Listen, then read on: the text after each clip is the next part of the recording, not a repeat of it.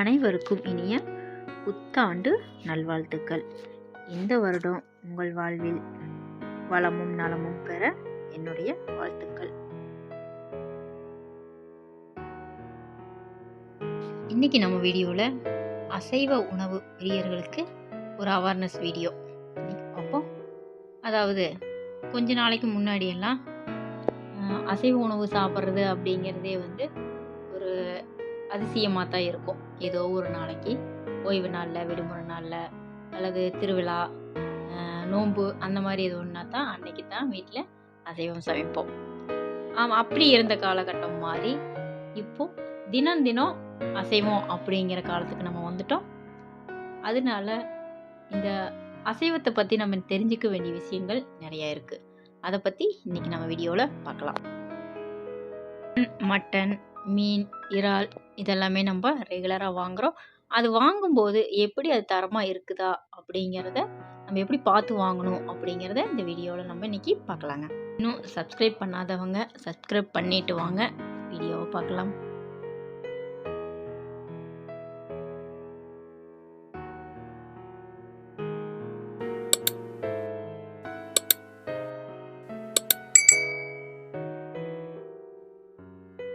This video sponsored by BuyMote e-shopping app. இந்த ஆப்பில் நம்ம வீட்டுக்கு தேவையான அனைத்து பொருளுமே ஒரே இடத்துல கிடைக்கிது. உங்களுக்கு குறைந்த விலையில் நம்ம ஒரே இடத்துல எல்லா பொருளுமே நம்ம பர்ச்சேஸ் பண்ணிக்கலாம்.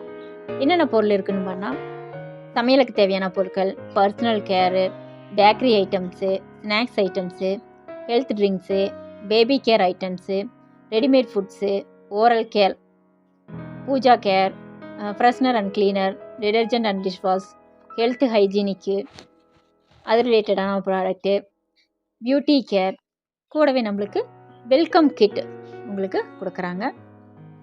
இந்த ஆப்புடைய லிங்க்கை நான் டிஸ்கிரிப்ஷனில் கொடுக்குறேன். எல்லாருமே போய் விசிட் பண்ணி பாருங்கள். இதில் டிஸ்கவுண்ட் இருக்குது. இப்போ நம்ம புதுசாக இந்த ஆப்பை டவுன்லோட் பண்ணி நம்ம ரெஜிஸ்டர் பண்ணி நம்ம பர்ச்சேஸ் பண்ணும்போது நம்மளுக்கு டிஸ்கவுண்ட் கொடுக்குறாங்க. எல்லாருமே விசிட் பண்ணி பாருங்கள். தேங்க்யூ. அசைவம் அப்படின்னாலே அதில் முக்கிய பங்கு வகிக்கிறது பார்த்திங்கன்னா இறைச்சி. ஆட்டு இறைச்சி, மாட்டு இறைச்சி, கோழி இறைச்சி அப்படின்னு சொல்லி நம்ம இந்த இறைச்சிகள் அதிகமாக நம்ம பார்க்குறோம். இந்த இறைச்சிகள் வாங்கும்போது நம்ம குறிப்பாக என்னென்ன பார்க்கணும் அப்படிங்கிறத இதில் பார்ப்போம். இறைச்சி வாங்கும்போது அந்த கறியை நசுக்கி பார்க்கணும். நசுக்கி பார்க்கும்போது அதிலிருந்து தண்ணீர் வரக்கூடாது. அப்படி தண்ணீர் வந்துச்சு அப்படின்னா அது பழைய இறைச்சியாக இருக்கும். அதனால் அழுத்தி பார்த்து அதில் தண்ணீர் வராமல் இருக்கிறதா பார்த்து வாங்கணும். அதே மாதிரி அழுத்தி பார்க்கும்போது அது உடையக்கூடாது, ஸ்ட்ராங்காக இருக்கணும், உடையாமல் இருக்கணும். அதே மாதிரி கோழி இறைச்சியில் பார்த்திங்கன்னா அந்த பச்சை நிற படிவங்கள் இல்லாத மாதிரி நல்ல இறைச்சியாக நம்ம பார்த்து வாங்கணும். அதே மாதிரி ஆட்டு இறைச்சி பார்க்கும்போது பழுப்பு நிறத்தில் இருந்தால் அது ரொம்பவுமே பாதுகாப்பு இல்லாதுன்னு சொல்லலாம். பழுப்பு நிறத்தில் இருக்கவே கூடாது. அந்த சிகப்பு நிறத்தில் மட்டும்தான் இருக்கணும். மேலும் வழுவழுப்பு இருக்கக்கூடாது.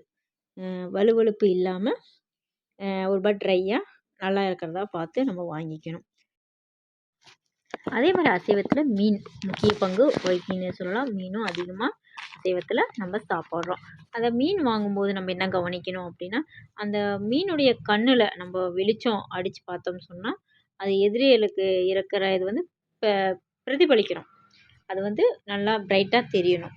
அது அப்படி இருந்தால் மட்டும்தான் நல்ல மீனுன்னு நம்ம எடுத்துக்கணும். அதே மாதிரி சிவந்த நிறத்தில் இருக்கணும். அந்த காது பகுதி சிவந்த நிறத்தில் இருக்கணும்.